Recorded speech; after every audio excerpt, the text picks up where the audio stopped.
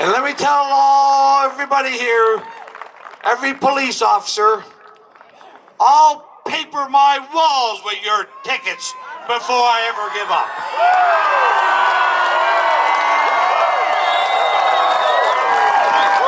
Every wall of my house will have your worthless tickets on it before I ever give up.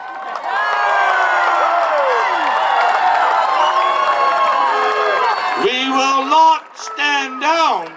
We will stand for freedom and no more lockdowns. No more lockdowns. No more lockdowns.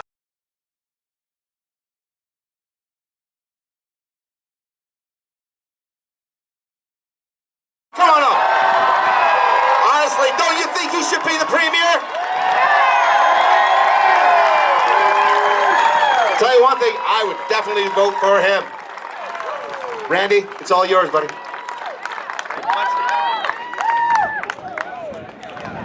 Well, good afternoon, Peterborough, and good afternoon, freedom in Peterborough. Listen, I want to say a couple things this afternoon. Maxime is going to be leaving shortly, so I want to bring him back up for a few moments. But before I do that, it's been very disturbing to see how the Peterborough police and the Peterborough mayor have conducted themselves this week. To suggest, to call out hard-working people of Peterborough, people who pay their public service wages, people who have never been harmed by these lockdowns, are calling the people who are productive, who have their families, who have their businesses, who pay the taxes, a bunch of clowns. Well, the mayor and the police are the bozos of this town today. To think people who are elected and appointed and paid to uphold the rule of law, to uphold our Constitution and our Charter of Rights and Freedoms, to see them behind us, around us, trying to intimidate us, barricading the roads, trying to block people from coming in and showing their opposition to this de facto police state that Ontario is in.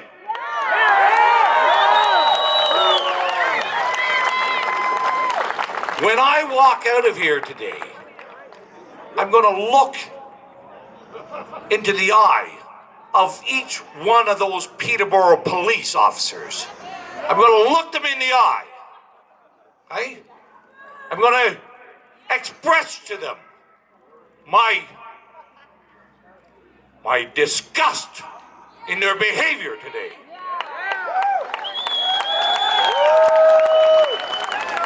They can take out their notepad. They can write down little notes in it. It's not going to end freedom with their little notepads behind their masks.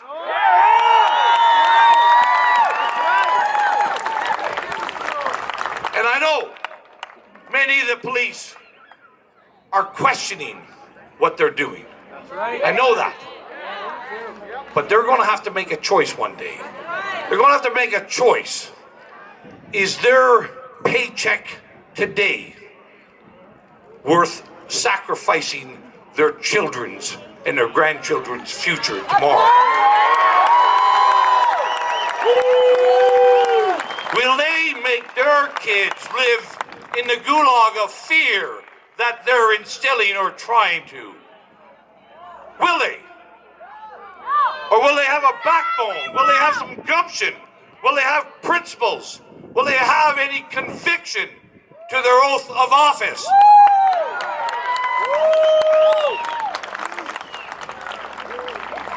They know who I am. You know, I'm going to say this one little story when I was talking to the Peterborough police yesterday. Right? This police officer said to me, he says, can we make arrangements so that we can give you your ticket before the event? or even after the event? And before I tell you what I said to him, just think of this for a moment. He was willing to charge me before I was even here. Before there was ever any offense.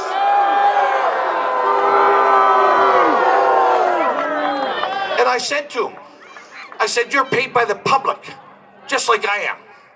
Our actions must be public when we're paid by the public. So I said to him, you come on up when I'm at the microphone. Don't be a coward. Don't be a coward. Come and give me my ticket right now. Let's see. I am not going to live in a police state.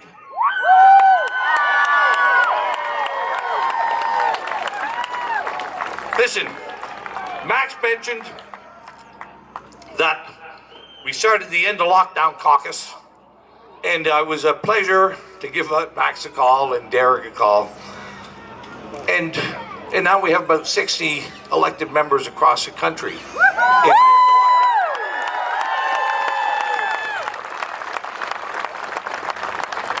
And Max and I'm going to just get a sip of water here.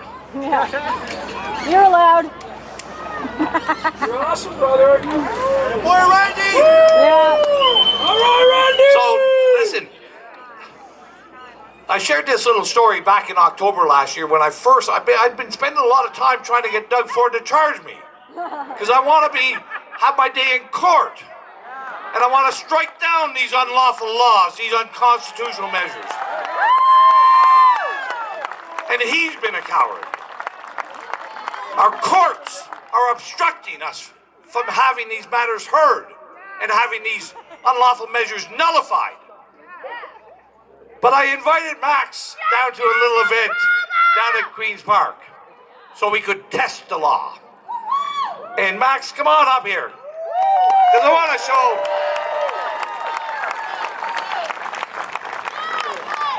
And it was a marvelous day. It was a little drizzly, it was a little damp, but it didn't dampen our spirits. But I realized,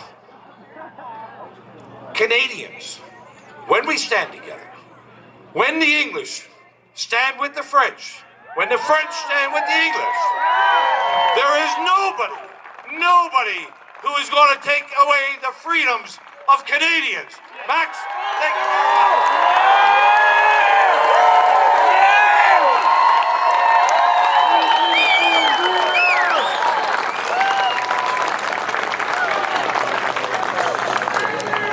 So I want to share, freedom is right. No more lockdowns is right. No more lockdowns. No more police state. Freedom is our birthright. Freedom is our nationality. Freedom will not be given up, and it will not be taken away. I'm going to say, I was out this week, yesterday, Friday, April 23rd, was the 70th anniversary of the Korean War. And every year on April 23rd, there's a... Go get him! Go get him! Come on!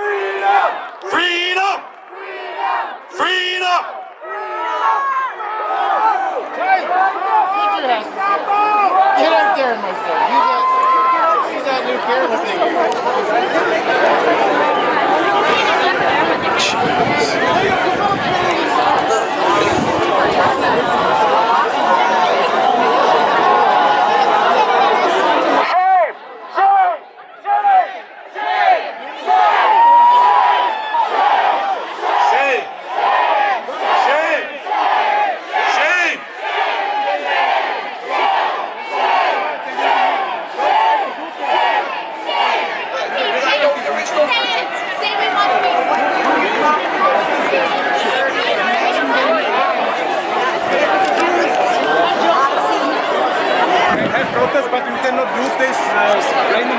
Hey guys! Hey!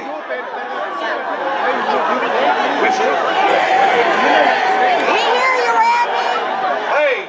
Come on back! Max is going to take care of them. Max is going to take care of them.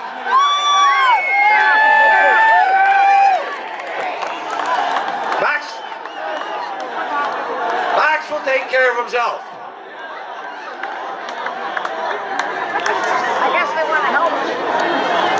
Come on back.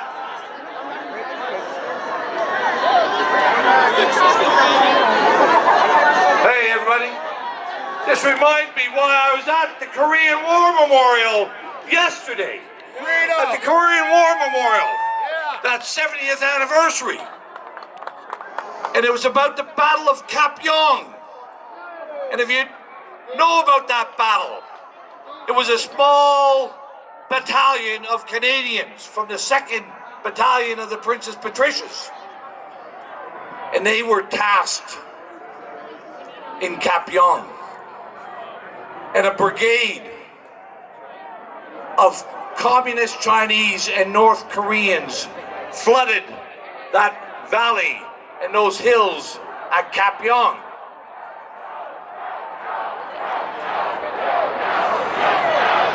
Okay.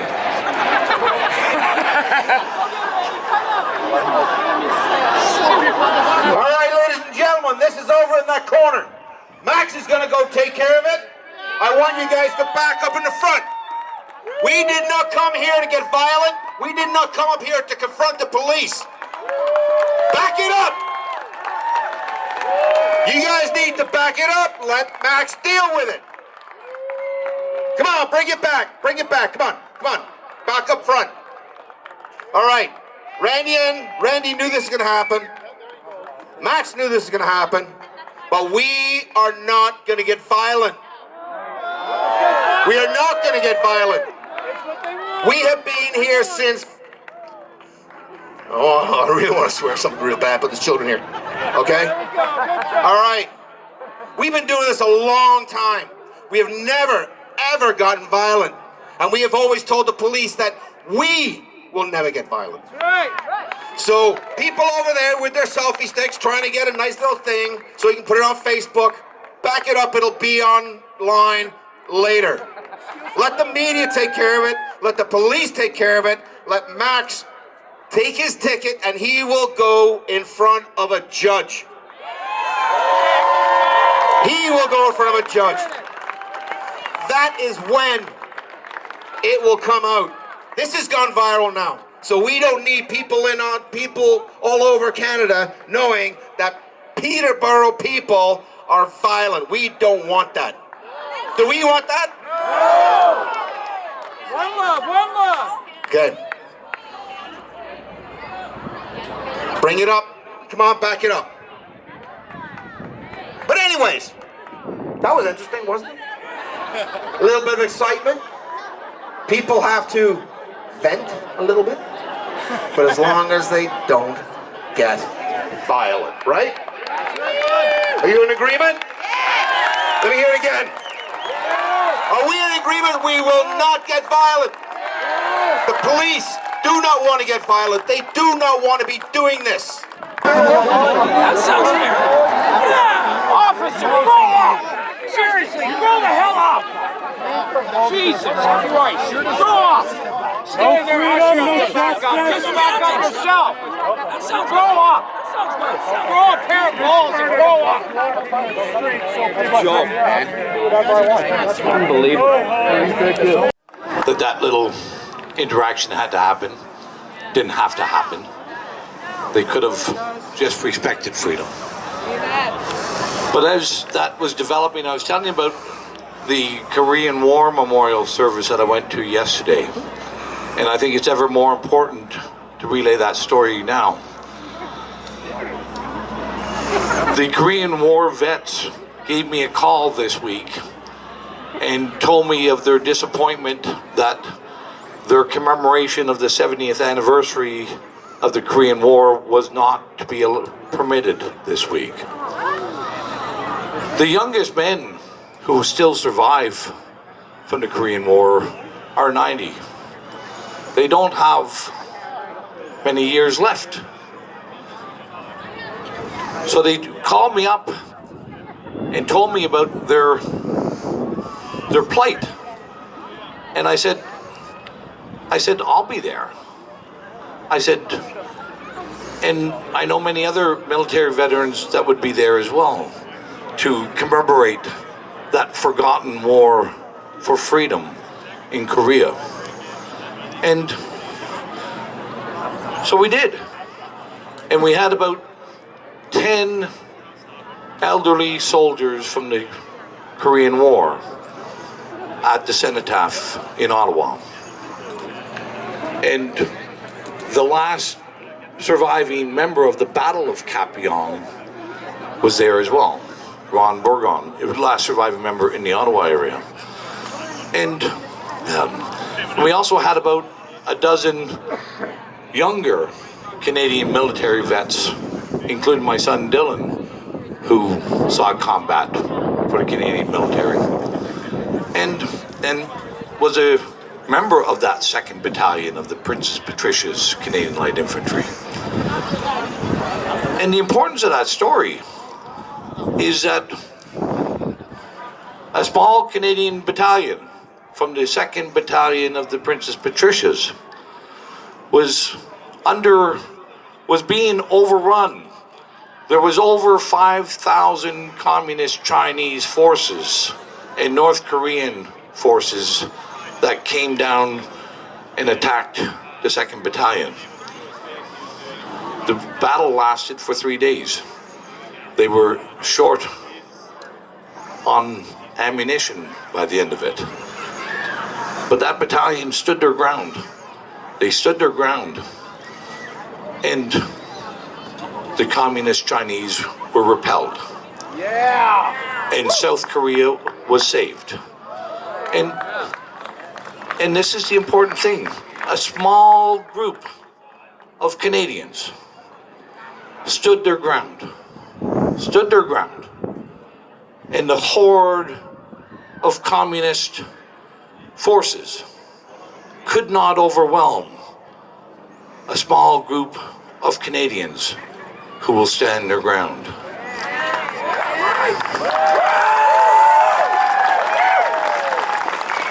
And if you just look at the importance of that, there was the aide-de-camp from the South Korean military came to that ceremony. It was so important. Nobody from our federal government was there. Nobody from our Canadian military was there. But an attaché from the South Korean government came, and he brought a chrysanthemum for each of the fallen Canadians at Kapyong.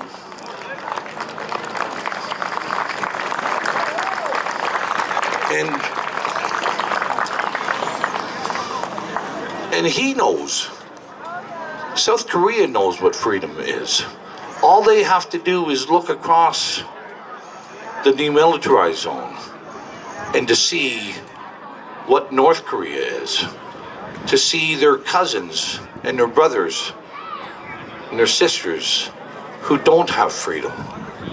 They understand the importance of freedom. Max said earlier that many Canadians seem to think that freedoms are taken for granted. The South Koreans know what the Canadians did. The South Koreans don't take their freedoms for granted because of our soldiers 70 years ago. And You know, it was a pleasure to be there. Even though our government said that we couldn't be there. And these elderly soldiers, some of them wore masks, some of them didn't.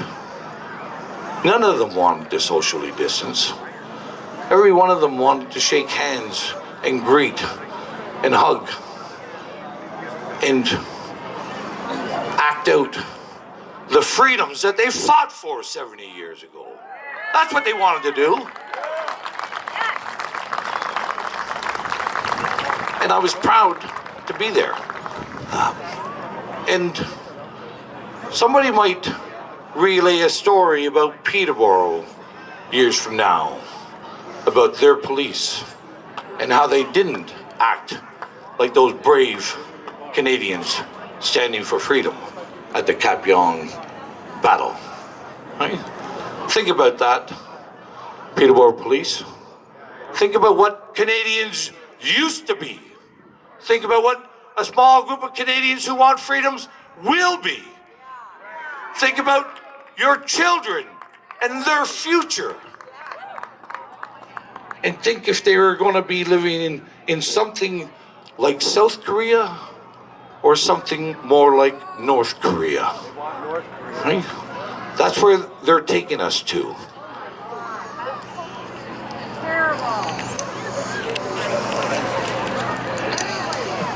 Listen, we know, I've likened what has happened, you know, I've likened what's happening to our country in this fashion, that there is a war for our hearts, for our minds, and for the soul of this country. There is a war at play. It's not like Capyon, but the outcomes are the same if we lose this war. This is, we have people in elected office who are lying to us. They are lying. Right? Some of them know that they're lying. Others are too stupid to know that they're lying. We have public health experts and academics who are lying to us. They are lying to us. Most of them, well, some of them will be too stupid to know that they're lying as well. But just think and look. We know that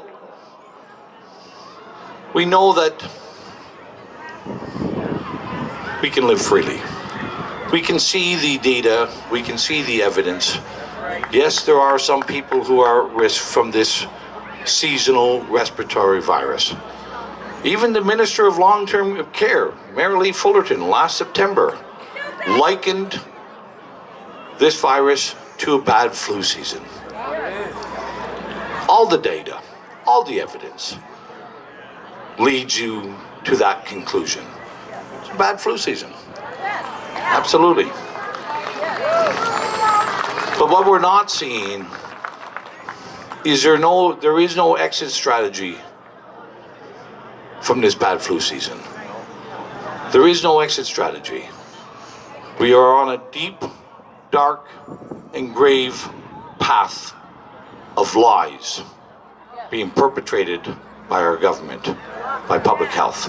Right? There's many people, the media as well, big pharma as well, big tech as well. There's lots of people making lots of money from this bad flu season. A lot of people. And there's a lot of people who want to keep making money at your expense, at our expense, at our children's expense. Just like the mayor of Peterborough, who wants to keep making money at our expense and at your expense. Just like the chief of police, who wants to keep collecting his paycheck at your expense, at our expense.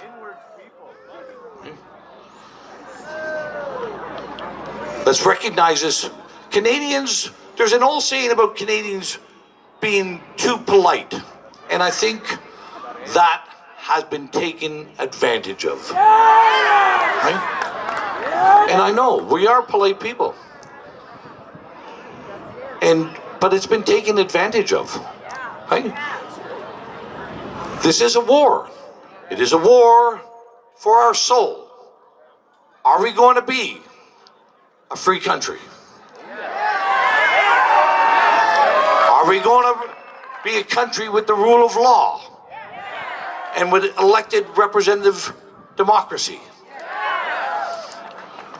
Are we going to be a country where there's individual personal responsibility?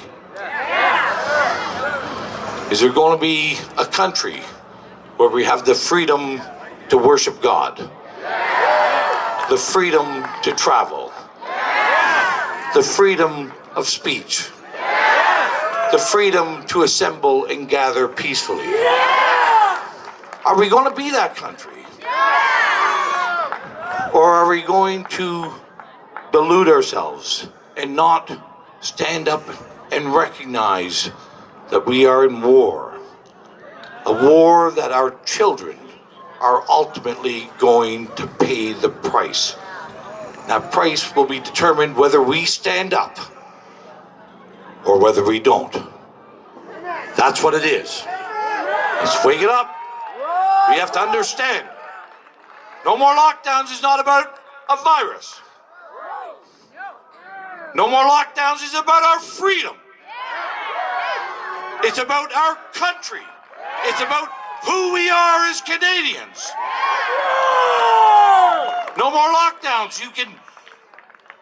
We either have to stand up. You can join no more lockdowns. You can join many groups. Get a lawn sign. Put it in the yard. Tell your neighbors. Tell your friends that you are a free Canadian and that you want freedom and you'll stand for freedom.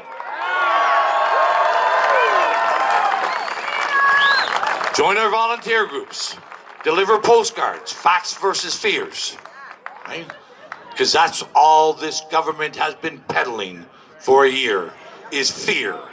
They've been bombarding us with fear. The media has been engaged and complicit in a campaign of fear. They want us to surrender our freedoms. They want us to walk into their gulags. But we won't have it. Let's be like those Canadians at Cap Young. We may not be large, but we're getting larger. We're going to get more. We're going to go everywhere. And there is only one outcome. At the end of the day, Canadians will be free. Canadians will be free to travel anywhere. Free to worship everywhere. So I'll let the media know. I'll let the public know. Tomorrow morning is the start of another restriction on our churches, where only 10 people are allowed in a service. I'm going to Stratford tomorrow for another rally there. Hopefully, I had a lovely conversation with the mayor of Stratford. He wasn't a bozo like Peterborough's mayor. He was a thoughtful individual. Had a good conversation with him. And I'm going to go to Stratford, but before I go to Stratford, tomorrow morning at 9 a.m., slightly more than 10 people will be attending service at the Church of God in Elmer, Ontario. And I'll be one of them. And let me tell everybody here, every police officer, I'll paper my walls with your tickets before I ever give up.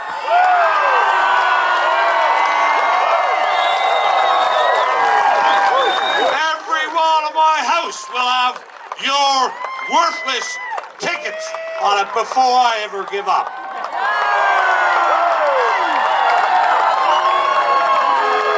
We will not stand down.